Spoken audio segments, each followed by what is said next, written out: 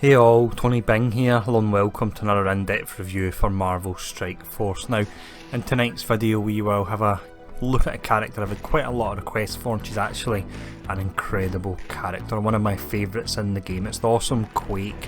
Now, in this video we will start off by looking at where you go to unlock her, and we'll also have a look at her tags because that's relevant as to what campaign you can use her in. We'll follow that up by checking out the stats. We'll then look at the abilities. Next up we have the synergies. This is the teams you can work well in and enemies you want to avoid when playing as Quake. And then finally, the part of the video that I think everyone really looks forward to the most. We'll see where she places in the tier list. But first off, we'll look at the general overview for her.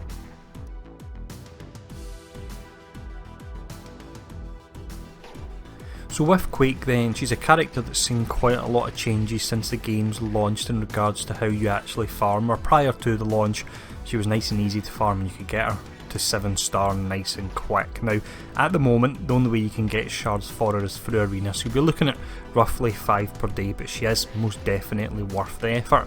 Now when we look at the tags, the ones that are relevant here would be the hero, controller, shield and inhuman. So you can play on the hero campaign of course with that tag. You've got controller, and the whole thing about Quake is she's all about helping control the actual match by slowing the enemies down or adding a fence down to them. Shield is very important because it means she can help out when it comes to the Iron Man event.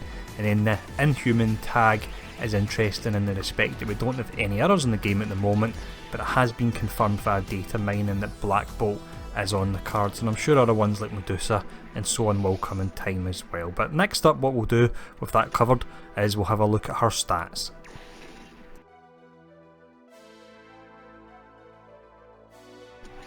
For the stats here then, we have 6 in total to look at, so it's 3 offensive stats and 3 defensive stats, and the rating system we use here is nice and simple, it's A to F. So first off, we'll have a look at the offensive stats. Being a controller class then, she doesn't have the highest of offensive stats, but when you do actually charge up her ultimate, it will do a heap of damage and it adds the offense down as well, so that can really help you out. But if we look at the individual stats here, damage is D, which does seem low, but just wait till you use that ultimate, it really is fantastic. Speed is C, now that is low, but generally when you use Quake you want to pair her up with Black Widow or someone else that has speed up, so that could be Merc Lieutenant, so you're slowing down an enemy and speeding up yourself, which is an awesome combo, so you can make up for her low speed by having someone else speeding her up. And then finally you have Focus, which is B. This is very important with a controller class because this increases the chance of your debuffs actually applying, and the debuff she has is the offense down and she also has the slow. On top of that, I recently found out, I can't remember who actually made me aware of this, so feel free to let me know in the comments, but I recently found out when it comes to cleanse, that's actually affected by Focus as well. Now just before we do finish up looking at the offensive stats, I'll mention that as part of our passive you can also raise the focus even higher. I've not done the maths myself because I suck at it, but I reckon it could be pushing her close to the A rating, which is perfect for a controller class. But next up we'll check out the defensive stats. When it comes to the defensive stats, she's a character that you're really going to have to protect because she's almost the definition of a glass cannon. Now when we look at health, it's way down at F. The armour is E, it's also in the lower bracket, and resistance is D, which makes her a bit more susceptible to stuns and slows and other debuffs. Now one thing that can help her and the team she's paired up with as well is that on her ultimate skill she can actually add a fence down to up to 5 targets. That reduces their damage by 50%, so that can be really nice there. But with that covered, what we'll do next is check out her abilities.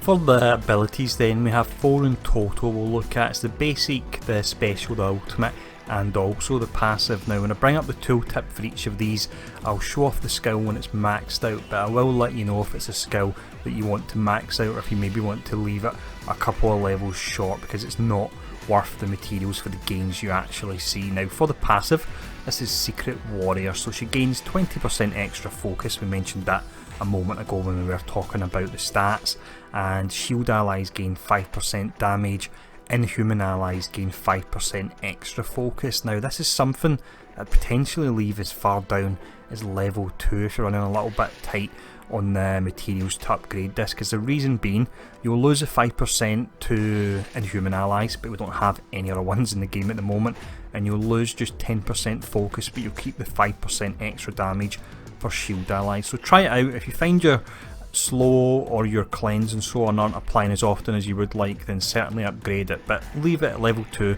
and see how that feels for you in the first instance. The next ability we look at here is her basic Seismic Blast, and this is potentially one of the best basics in the game. So with this, you attack primary target and adjacent target for 150% damage. So her basic works as an AoE that's similar to Rocket with his basic as well. On top of this, you apply slow to primary target and adjacent targets for up to 2 turns. Now, in regards to how far you want to max out this particular skill, it's at level 4 that the slow changes from 1 turn to 2, and that can be a real game changer, and it does make fights so much easier with the 2 turns of slow on enemy. So at a minimum you want to upgrade it to level 4. All you really get from upgrading it further is additional damage. So if Quake is a character you want to max out and have in your main arena team, definitely max this out, but at a minimum you can get away with having it at level 4. For the special, she has a skill called Shockwave. Now this takes 3 turns to charge and comes fully charged. It's a skill that you won't use that often, but it can be useful. The reason you're not using it often is because her basic is simply so good, and you want to make sure you always have slow applied on the enemies that you are fighting. Now with this particular skill, you attack primary target for 210% damage and you clear 2 positive effects, and you have a 40% chance to chain up to 2 targets for 160% damage and also clear 2 positive effects. And this is something I will only really use if my other characters who have cleanse have already used it and a tank puts a taunt up and I'm really in trouble because I'm focused on them, then I would switch over and use this particular one. Other than that, make sure you're keeping the slow applied on enemies at all times. Now regarding how high to take it, take this one up to level 6, because although you won't use it often, the actual cleanse moves from 1 buff to 2 buffs once you upgrade it, so level 6 for this particular skill. The next skill we have here is one of the best looking skills in the game, and it's also one of the best skills in the game as well. This is called Earthquake. Now it takes 5 turns to charge and it comes with 2 charges in it already, so you are a few turns before you can actually fire it off, but once you do, wow, it really can make a huge difference to a fight. So with this, you attack all enemies for 360% damage and you apply a fence down on 5 enemies for 1 turn. So a fence down, as mentioned earlier in the video, means they're doing 50% less damage. That can make a huge difference when you consider you're doing a huge amount of damage to them and then in the next turn they won't be doing much damage to you. This particular skill I would advise maxing it out, because the jump in damage from level 6 to level 7 is a whopping 90%, so it's worthwhile spending your materials on that once we get the ability to take it up to level 7 there. But with all the abilities covered, next up we'll have a look at her synergies.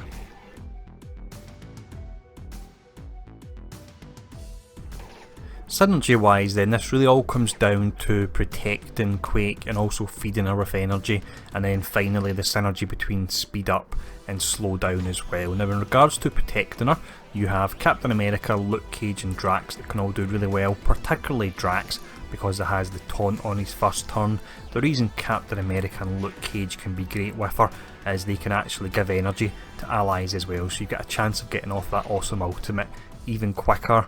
Finally we have Black Widow. She pairs great along with her because, as mentioned earlier again in the video as well, Quake slows them down, Black Widow speeds your allies up. Fantastic combo. They're nice and simple anyway. But next up what we'll do is we'll have a look at the enemies you want to avoid when you're playing as Quake.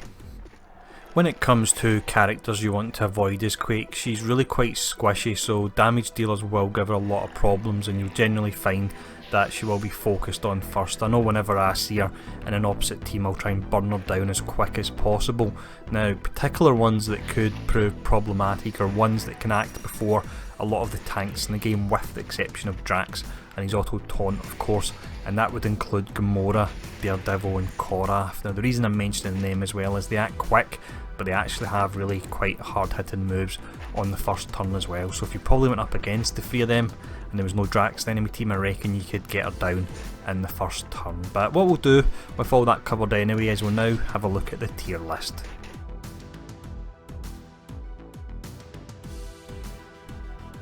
For this tier list here then, we've got 5 different ratings, the most powerful one being on the left. This is a mega class, and as we work from left to right the characters get progressively weaker until we're all the way down at level 1. Now in regards to Quake's rating, without a doubt she's an Omega class hero. She's absolutely fantastic, and she's one that I can't think of many occasions I don't actually have her in my team. She's just absolutely great. Now as a summary of what she does offer, she's got the basic skill with the slow and the AoE, which is incredible. She's got a fence down on her ultimate which does a heap of damage as well. She's got that cleanse that you won't use often but it is there when you do need it, and then she's got great synergy with characters that can provide speed up such as the Merc Lieutenant or Black Widow as well. That can be a exceptionally potent combo doing that, slowing down the enemy and speeding yourself up.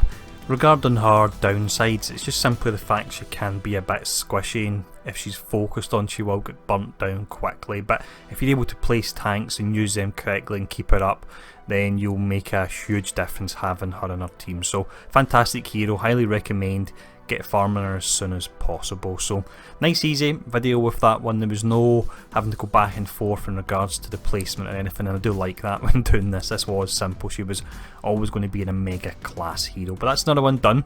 That's 14 down in total, so I believe it's round about, let's see, there's 32, so can I do maths quickly here? Is that 18 I've still got left to do, so we are getting through them. But I hope you're enjoying this particular series. If you are and you've not yet subscribed, please feel free to do so, and thanks for tuning in as always, and I'll see you all again soon.